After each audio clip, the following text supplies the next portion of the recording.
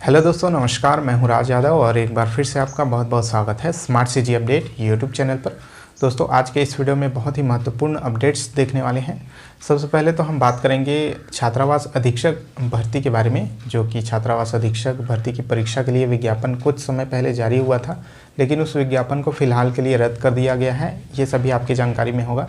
तो अभी कल के डेट पर जो है एक लेटर वायरल हुआ है। अलग अलग सोशल मीडिया प्लेटफॉर्म पर आप लोगों ने उस लेटर को देखा होगा, जिसमें 3300 पदों के जो है स्वीकृति की बात की गई है। उसके बारे में पूरी बात करेंगे कि उसकी असली सच्चाई क्या है। साथ ही बात करेंगे उच्च शिक्षा विभाग के द्वारा जो परीक्षा आयोजित की जाती है, सेट सीजी सेट यानी कि स्टेट एलिजिबिलिटी टेस्ट, उसके बारे में बात करेंगे। और ये इस लेटर को देखने के बाद आपको ये कंफर्म हो जाएगा कि बहुत ही जल्द अब सेट का एग्ज़ाम लिया जाना है। तो आप सभी अपने सेट की तैयारी में जुट सकते हैं। पूरी जानकारी के लिए बने रहिएगा वीडियो पर। चैनल पर नए हैं तो जल्दी से चैनल को सब्सक्राइब कर लीजिएगा। सबसे पहले दोस्तों हम बात करते हैं छात्रावास अधीक्षक भर्ती विज्ञापन के बारे में। तो देखिएगा, कल के डेट पर एक लेटर वायरल हुआ है, जो कि स्क्रीन पर आपके शो भी हो रहा होगा।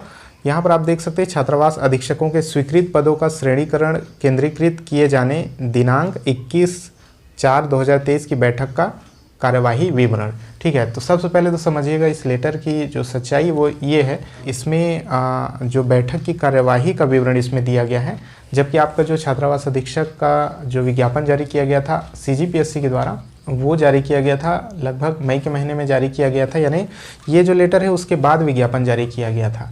ठीक है, तो इस लेटर का विज्ञापन से कोई सीधा लेना देना नहीं है। सबसे पहली बात तो ये है। यहाँ पर आप देखेंगे, यहाँ पर दिया गया है कि विभाग के अंतर्गत मुख्यालय स्तर पर विभिन्न शाखाओं द्वारा संचालित छात्रावास एवं आश्रमों में स्वीकृत छात्रावास अधीक्षक के पदों का वर्गीकरण कर इसके प्रशासकीय नियंत्रण को केंद्रीकृत किए जाने के संबंध में 21/4/2023 को मुख्यालय अंतर्गत विभिन्न शाखाओं द्वारा संचालित संस्थाओं के प्रभारी अधिकारियों की बैठक संपन्न हुई। ठीक है, तो इसमें बैठक की बात की जा रही है। जो अलग अलग विभागों में छात्रावास अधीक्षक के जो पद होते हैं उनका एक केंद्रीकरण करना है, यानी सबको एक मैदान में लेकर के आना है। जैसे कि अगर कोई भर्ती होती है तो सभी छात्रावास अधीक्षक जो अलग अलग विभागों में है सबकी भर्ती एक साथ हो, इस प्रकार की कुछ बातों से संबंधित इस बैठक को किया गया था। जिसमें शॉर्ट रूप में मैं आपको ये बता दूं कि जिसमें जो अलग अलग पद यहाँ पर दिखाई दे रहे होंगे, सहमति प्रदान की गई है किन किन पदों की। जैसे कि आदर्श उच्चतर माध्यमिक विद्यालय के 6 पद हैं, गुरुकुल छात्रावास 2 पद। इसमें देखिएगा अलग अलग श्रेणियों में भी इसको विभाजित किया गया है। श्रेणी अ, ब, स, द, इस प्रकार की श्रेणियों में इसको जो पेन से लिखा गया है उसको ध्यान दीजिएगा।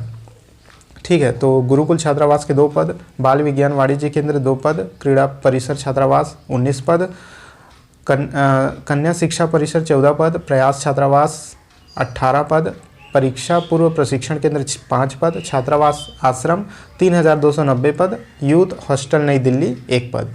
ठीक है, लेकिन इसको अब सद में जैसे कि मैंने कहा विभाजित किया गया है। इसमें आप देखेंगे यूथ हॉस्टल नई दिल्ली वो श्रेणी अ का पद है, तो इसकी सीधी भर्ती होती नहीं है। जो सीधी भर्ती है वो श्रेणी द की होती है, यह सभी आपको पता है।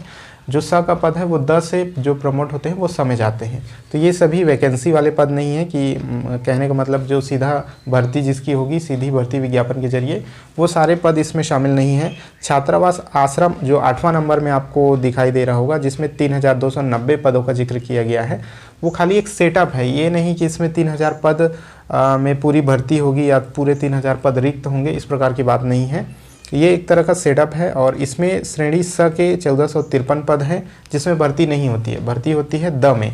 ठीक है, तो इसमें आप समझ सकते हैं कि कितने पद रिक्त हैं। तो दोस्तों, कुल मिलाकर के आप इस वीडियो का सार इस प्रकार से समझ सकते हैं कि इसमें जो भी पदों का विवरण दिया गया है वो सिर्फ एक तरह का सेटअप है। इसका सीधी भर्ती से कोई विशेष लेना देना नहीं है।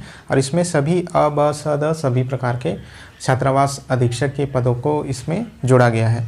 ठीक है, और कुल मिलाकर के आप ये समझ सकते हैं कि जो वैकेंसी आने वाली है या जो वैकेंसी आई थी 500 पदों की, जिसको अब रद्द कर दिया गया, तो आगे जो वैकेंसी आएगी उसमें निश्चित रूप से पद बढ़ कर के आएंगे, 500 से अधिक ही पद आएंगे और सभी तरह के पदों को शामिल अवश्य किया जाएगा। लेकिन इस लेटर का उस भर्ती से कोई लेना देना नहीं है। ठीक है, तो आप अपनी तैयारी जारी रखिए, क्योंकि देर सवेर वो वैकेंसी आनी ही है। हो सकता है कि उसका जो परीक्षा है, नोटिफिकेशन है, वो व्यापम के द्वारा जारी किया जा सकता है। कोई भी जारी करे, आप अपनी तैयारी को धार देते रहिए, क्योंकि जुलाई में या अगस्त में वो प्रस्तावित है ही, वो वैकेंसी ज़रूर आएगी। ठीक है, तो चलिए आगे बात करते हैं।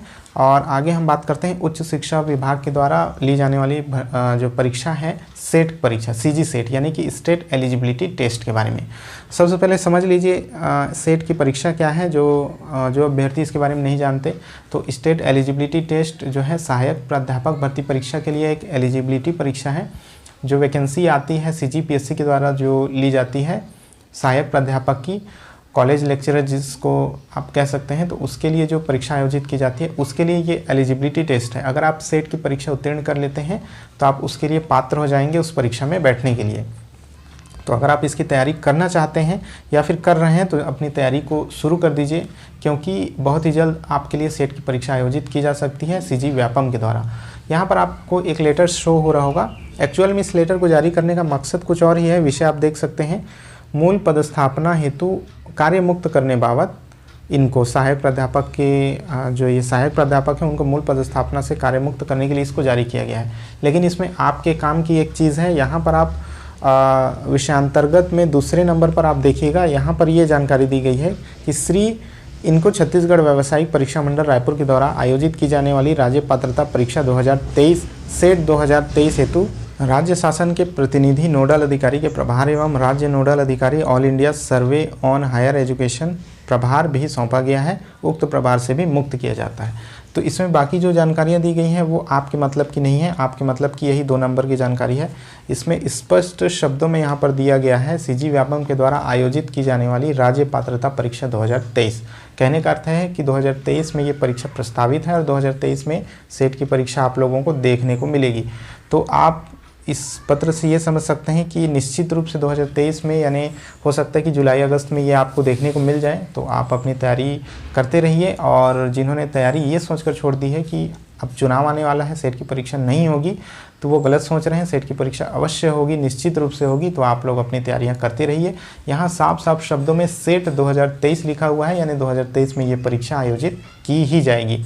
ठीक है, इसके बाद बड़ी खुशखबरी ये हो सकती है कि चूँकि सेट की परीक्षा आयोजित की जानी है, उसके बाद जो सहायक प्राध्यापक की वैकेंसी है वो भी आप लोगों को देखने को मिल सकता है सीजीपीएससी के द्वारा। ठीक है, तो आई होप आज का ये वीडियो आपको पसंद आया होगा।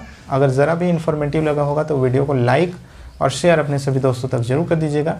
चैनल पर नए हैं तो चैनल को सब्सक्राइब भी कर लीजिएगा। मिलते हैं आपसे नेक्स्ट वीडियो में, तब तक के लिए जय हिंद।